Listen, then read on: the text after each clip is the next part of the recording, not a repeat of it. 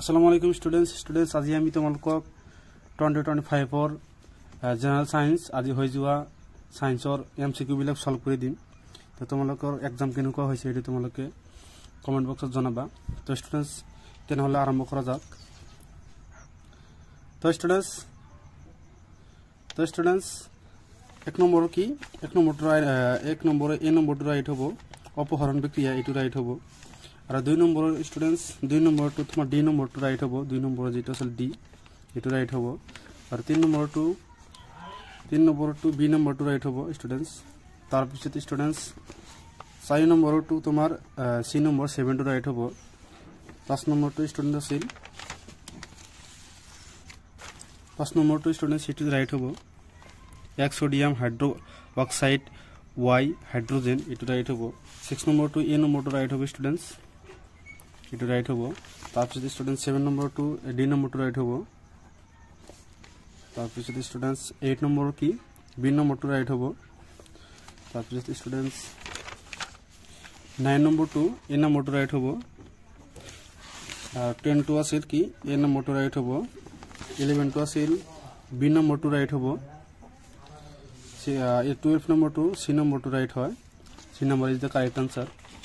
তারপর student 13 number টু আছে কি এ নম্বর টু আর 14 নম্বর টু আছে স্টুডেন্টস বি নম্বর টু রাইট হয় B is the correct answer তারপর 15 নম্বর টু আছে স্টুডেন্টস সি নম্বর টু রাইট আছে সি নম্বর তারপর 16 নম্বর টু আছে স্টুডেন্টস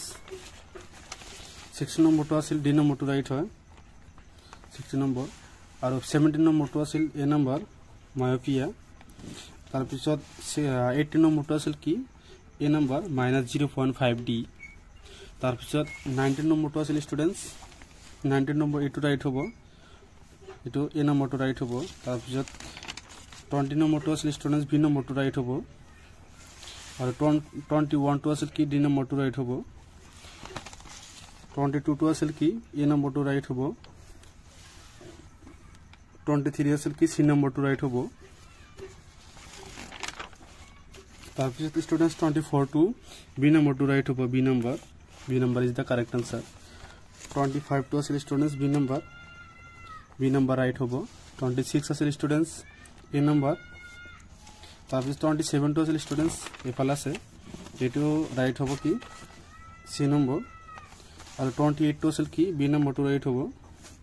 আর 29 টু আছে কি এটো বি নাম্বার রাইট হবো B number is the correct answer 30 number টু আছে কি স্টুডেন্টস বি নাম্বার রাইট তারপর স্টুডেন্টস 31 টু আছে কি এটো ডি নাম্বার রাইট হয় 31 32 টু আছে স্টুডেন্টস ডি নাম্বার স্টুডেন্ট সি নাম্বার কি উত্তর মেরুর পর কি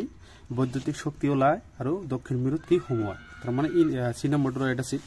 তারপর স্টুডেন্টস 33 নম্বর টু আছে কি আই আর স্কয়ার 34 টু আছে স্টুডেন্টস বি নাম্বার এটো রাইট হয় বি নাম্বার 2 তারপর 35 টু আছে students B number is the correct answer 36 টু আছে কি এ নাম্বার তারপর স্টুডেন্টস 37 টু আছে ডি নাম্বার রাইট 38 টু আছে কি স্টুডেন্টস তো স্টুডেন্টস 38 টু কি আছে এ নাম্বার টু রাইট 39 টু কি এ টু এ নাম্বার রাইট হয় আর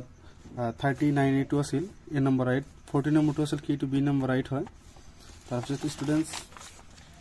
41 টু আছে কি টু বি নাম্বার রাইট হয় তারপর 42 আছে কি এ নাম্বার রাইট হয় এটো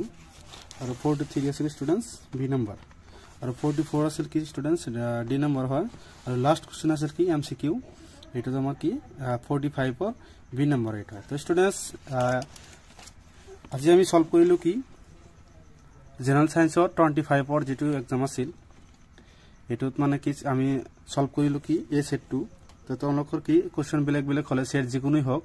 তো কোশ্চেন বিলাক একই থাকিব সেট বিলাক কি বেলেগ নাম্বার বিলাক কি বেলেগ হবো তো স্টুডেন্টস থ্যাংক ইউ স্টুডেন্টস